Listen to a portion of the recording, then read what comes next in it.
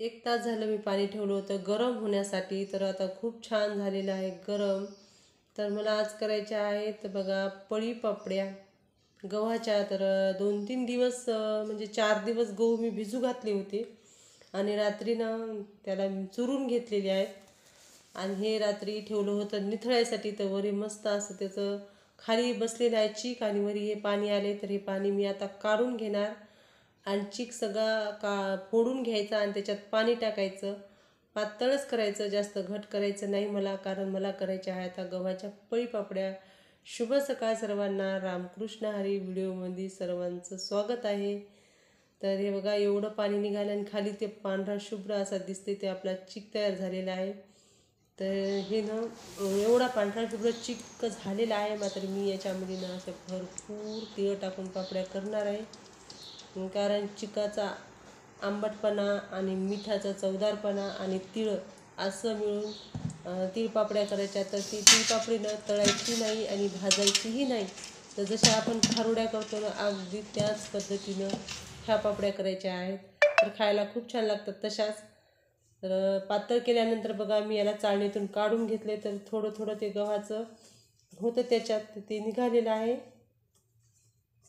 तसंही गरज नव्हती, कारण आता हे ना जर आपण कुरवडाई करायची असेल ना आपल्याला, म्हणजे सोऱ्याची कुरवडी करायची असेल ना, तर ते पांढऱ्या शुभ्र होतात. तिळं टाकल्यामुळं तांबूसच होतात थोड्या, कारण तिळाचा कलर येते त्याच्यामध्ये. तर बघा एवढं पातळ केलं आहे. आता एका हातानं धार सोडायची आधण आलेल्या पाण्यामध्ये आणि एका हातानं हलवायचं. आपल्याला कोणी जर मदतीला नसलं तर आपल्याला एकट्यालाच चीक करता येते. हे फक्त थोडंसं ते चिकनं थोडा पातळ ठेवायचा आणि पाण्याला खूप चांगला असं आधण येऊ द्यायचं आणि टाकल्यानंतर सारखं हलवीत राहायचं. खरी मेहनत आहे चिकामध्ये हलवायची. एका हातानं सारखी धार टाकायची आणि दुसऱ्या हातानं हलवायची. जोपर्यंत चीक शिजत नाही ना तोपर्यंत हलवत राहायचं. हे चीक जरी टाकणं झालं तरी पण हलवायचं. नंतर चीक शिजल्यानंतर चवीपुरतं मीठ आणि याच्यात मी भरपूर अशी तिळं टाकणार आहे.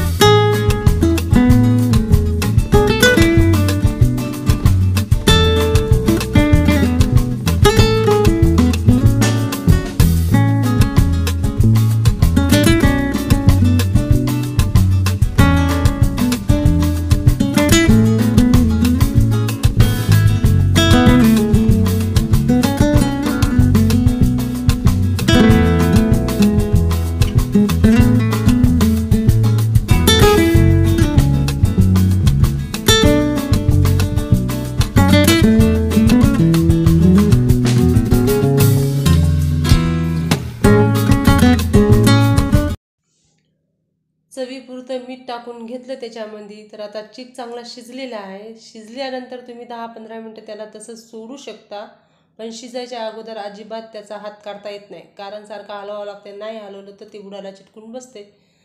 तर बघा आता चीक चांगला शिजला आहे. तर मीठ टाकलं आणि मीठ टाकल्यानंतर सगळं मिसळून घेतलं. तर मी आता त्याच्यात टाकणार आहे तिळं. तर तिळं चांगले धुवून त्याचं पाणी निचरू दिलेलं आहे. टाकल्यानंतर तिळं थोडा वेळ ठेवायचे आणि लगेच पापड्या घालायच्या, काय होत नाही. तरी बघा हे तिळं आहेत. तर तिळं चांगले कोरडे झालेत आणि तिळं आपल्या शेतातले आहेत. थोडा कलर लालसर आहे, पांढरे शुभ्र तिळं नाहीत. तर हे बघा चीक चांगला शिजलेला आहे, एकदम मस्त चीक शिजला आहे. तर ते खायसाठी तिकडं चीक काढून ठेवलेलं आहे, कारण जास्त तिळाचं चीकनं दूध टाकून खायला आवडत नाही, त्यामुळे ते बाजूला काढून ठेवलं आहे पातेलेभर. आणि तिळ टाकल्यानंतर बघा कलर थोडा असा झाला आहे, कारण याच्यात भरपूर असे तिळं आहेत.